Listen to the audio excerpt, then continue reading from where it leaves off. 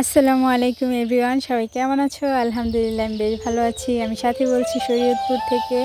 আজকে নতুন আরেকটি ভিডিও নিয়ে তোমাদের সামনে চলে আসলাম। বেশ কয়েকদিন পর, কয়েকদিন বলতে একদিন মাঝখানে গ্যাপ গিয়েছে। তার কারণ হচ্ছে আমি অনেক বেশি ব্যস্ততার মধ্যে ছিলাম, তাই আর ভিডিও দিতে পারিনি। যাই হোক, এটা হচ্ছে বিকেলের দিকে, ঈদের দিন বিকেলের দিকে।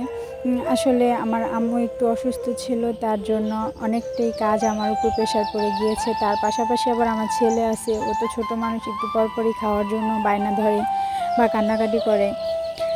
তো তাও আমার ভাগ্নিরা ছিল, তো ওকে নিয়ে ওরাই খেলাধুলা করছে, এই কারণে অত একটা বেশি লাগেনি। যাই হোক, তো কী করব, নিজেরই অনেক কাজকাম করতে হয়েছে। তো এটা হচ্ছে তার পরের দিন আমার বাসায় চলে গেছি আমার বাবুর বাবার জন্য। আসলে বিদেশে কিছু পাঠানোর ছিল। তো আপনারা যারা আমার আগের ভিডিওগুলো দেখেছিলেন তারা তো জানেন যে আমি অনেক কিছু রান্না করেছিলাম, কিন্তু কিছুই দিতে পারিনি। তাই আর কি আজকেও রান্না করে দেওয়ার চেষ্টা করছি, যদি কিসমতে থাকে তো খেতে পারবে। তো এদিকে দেখেন আমি চুই ঝালগুলো, এটা কিন্তু একটা গুঁড়ি ছিল, তো আমি 2 টুকরো করে ভিজিয়ে রেখেছিলাম। ভিজিয়ে রাখলে কাটতে সুবিধা হয়, ছিলতে সুবিধা হয়। যাই হোক, এতটা কষ্ট হয়েছিল, মানে কি বলবো, একদমই কাটছিল না। তারপরে ভাবলাম যে ভারী কিছু দিয়ে একটু বাড়ি দিয়ে দেখি যদি কাটে। পরবর্তীতে আমি পাটা শিলনোড়া নিয়ে আসছি। আসলে এটা আমাদের দেশে পুতা বলে থাকি আমরা আর কি।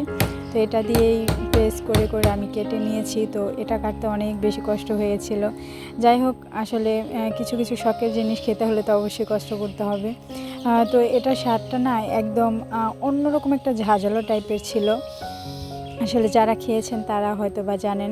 আর এটা গরুর গোছ, হাঁস বা খিচুড়ি টিচুড়ির সাথে একদম মানানসই যায়, অনেক বেশি মজা লাগে।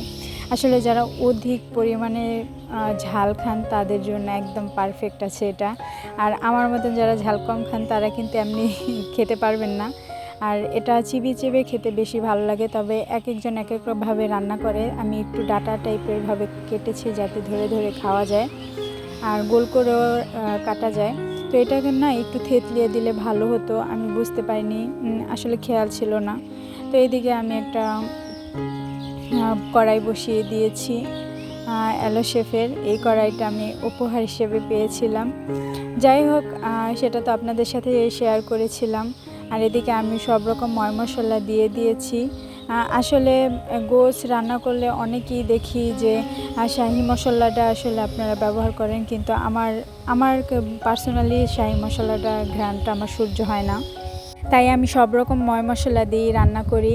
আর সবার কাছে ছোট্ট একটা রিকোয়েস্ট করছি, প্লিজ সবাই ভিডিওটা দেখা শুরু করার আগে একটা লাইক দিয়ে দিবেন। আর পুরো ভিডিওটা দেখে কোথাও যদি একটু ভালো লেগে যায় তা অবশ্যই কমেন্ট করবেন বা সাবস্ক্রাইব করে দিবেন। যাই হোক, অনেক কথা বলে ফেললাম। এদিকে আমি পেঁয়াজ টিয়াজ সব কিছু দিয়ে দিতেছি, ভালোভাবে কষিয়ে নেব। যেহেতু আজকে পুরোপুরি আমি রান্না করতে পারবো কি না জানি না, মানে একটু এখন এটা রান্না করে আমাকে ডিপ করতে হবে। আমি হঠাৎই জানলাম যে সে 2-3 দিন পর চলে যাবে। তো যেহেতু গতকালকে ছিল ঈদ, তো আজকে আমার উপর একটু বেশি প্রেশার পড়ে গিয়েছে। যাই হোক, কিছু করার নেই, একটু কষ্ট করতে হবে। যদিও কষ্ট করলে যদিও এটাও খেতে পারতো, তাও মনটারে বোঝাইতে পারতাম। কষ্ট করে রান্না করছি ঠিকই, কিন্তু সব কিছু দিতে পারিনি। ওই ভাইয়া সারাদিন ফোন দিয়েছি, ফোনটা ধরেনি। তো পরে আবার তারপর দিন ফোন দিলাম, তো পরে বলল যে অল্প একটু দিবেন, বেশি নিতে পারবো না। সে নাকি বুকিং বিক্রি করে দিয়েছে। আসলে এটার সম্পর্কে আমার অত ধারণা নেই, কিন্তু সে আগে বললেও পারতো, তাহলে আমি আর এতগুলা বাচ্চাটারে নিয়ে এত কষ্ট করতে হইতো না। যাই হোক, যেটুকু দিয়েছি এটুকু যদি কিসমতে থাকে তো খেতে পারবে, আর কিসমতে না থাকলে তো আর কিছু করার নেই, অনেক বেশি কষ্ট পাবো। তবে কানে ধরছি ভাই, জীবন আর কোনো দিন অন্য কারোর কাছে আমি কোনো কিছু দিব না। এবার আমার ঢের শিক্ষা হয়ে গেছে। যাই হোক, এদিকে আমি ভালোভাবে কষিয়ে এটার সাথে আমি এই চুই ঝালটা দিয়ে দিতেছি। এই চুই ঝালটা সবাই একটু থেতো করে দিবেন, তাহলে ঝাঁঝালো একটা বা ওটার মধ্যে একটা গ্রেভি থাকে, ওটা বেরিয়ে যাবে। তো ওটা খেতে কিন্তু বেশ ভালো লাগে। তো এদিকে আমি হাঁসের গোশটা দিয়ে দিতেছি। তো আমি রান্না করতে করতে আপনাদের সাথে আজকে একটু দুইটা আপুর কথা বলবো কমেন্ট নিয়ে। তো একটা হচ্ছে জয়া আহমেদ, আর না জানি জয়া খাতুন, আর মেবি আমার তো একটা মনে নেই। আরেকজন হচ্ছে জান্নাত। তো এই দুইটা আপু না আমাকে 2-3 দিন ধরেই কমেন্ট করছে যে খারা তোদের হিন্দুদের বলছি যে তোদের কুরবানি বন্ধ করার জন্য, গরু জবাই বন্ধ করার জন্য। আবার লিখছি যে আমি হিন্দু থেকে মুসলমান হয়েছি। আবার আরেকজন লিখছে যে আমি মুসলমান থেকে হিন্দু হয়েছি, তোদের ধর্ম ভালো না, এটা না সেটা না, যাই হোক অনেক কথাই বলেছে। তো আসলে আপু আমি প্রত্যেকটা ধর্মকে অনেক শ্রদ্ধা করি। আমি জানি তুমি আমার প্রতিটা ভিডিও দেখো, তাই আমি আজকে এই তোমার কমেন্টটা নিয়ে আমি রিপ্লাই দিতে বাধ্য হলাম। আমি প্রতিটা ধর্মকে অনেক বেশি শ্রদ্ধা করি। আমার হিন্দু আপুরও কিন্তু আমার ভিডিওগুলো দেখে, কই তারা তো এরকম কমেন্ট করে না। তুমি ধর্ম চেঞ্জ করেছো সেটা তোমার ব্যক্তিগত ব্যাপার, আমি তোমাকে সেটা নিয়ে কখনোই কথা বলতে যাব না। আমার নিজের ধর্মকে যেমন আমি শ্রদ্ধা করি, সম্মান করি, ঠিক তেমন অন্য ধর্মকে আমি শ্রদ্ধা সম্মান করি। সেটা নিয়ে কোনো সন্দেহ নেই। যার যার ধর্ম থেকে সে ঠিক থাকুক না, তোমাকে তো এখানে এসে সাফার গাইতে বলে নেই।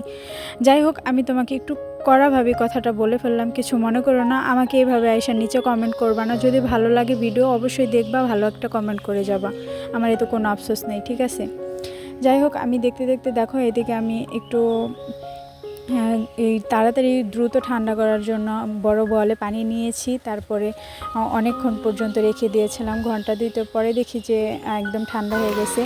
পরবর্তীতে কিন্তু আমি এই বক্সগুলো চেঞ্জ করেছিলাম, যাই হোক এটা দিতে পারিনি। আজকে এ পর্যন্তই। সবাই ভালো থাকবে, সুস্থ থাকবে। আল্লাহ হাফেজ, আসসালামু আলাইকুম।